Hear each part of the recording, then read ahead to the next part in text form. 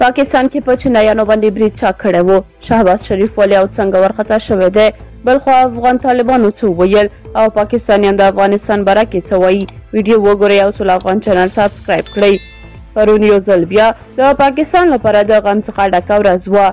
د چینایي انجینرانو موټر پرون سهار له اسلام آباد څخه خوځېدلی و او د پښتونخوا په کوهستان ولسوالۍ کې د صوبان ته روان و چې په شانګله کې موټر بم برید پرې وشو.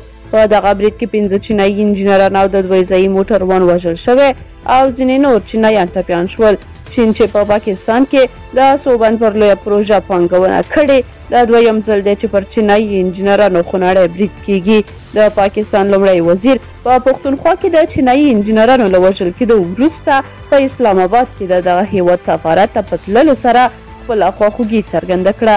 شهباز شریف وایي دواړه هیوادونه کلک هوډ لري چې د دې ناوړې پیښې عاملین د قانون منګلو ته وسپاري. نوموړي له چینایي سفیر سره تر لیدنې وروسته په خپل ایکس کې لیکلي په پیښه کې د وژل شوو 5 انجینرانو له کورنیو سره هم خپله خواخوږي ښیي.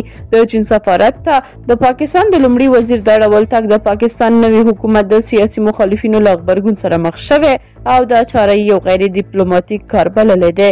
د چین سفارت هم په یوه جلا اعلامیه کې پر خپلو انجینرانو دا برید غندلی دی او د پاکستان له حکومت څخه یې غوښتنه کړې ده چې عاملین یې پیدا او د قانون منګلو ته یې وسپاري. په اعلامیه کې د پاکستان پر حکومت د چینایي وګړو پر خوندیتوب ټینګار شوی او هم غوښتنه شوې چې د ورته پیښو نه تکرار باوري کړي.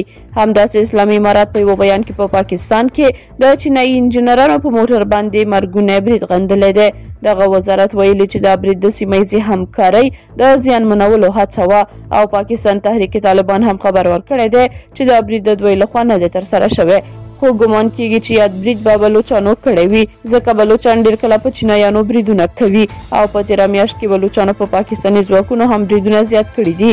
د یادونې وړ ده چې یو کال مخکې هم یو بلوچ پیغلې په اسلام آباد کې په چینایانو ځانمرګی برید ترسره کړی و. بلخوا په ټولنیزو رسنیو کې بعضې پاکستانیانو د یاد برید انځورونه خپاره کړي دي او ورسره یې لیکلي دي چې د یاد برید ځواب به افغانستان ته ډېر ګران تمام شي.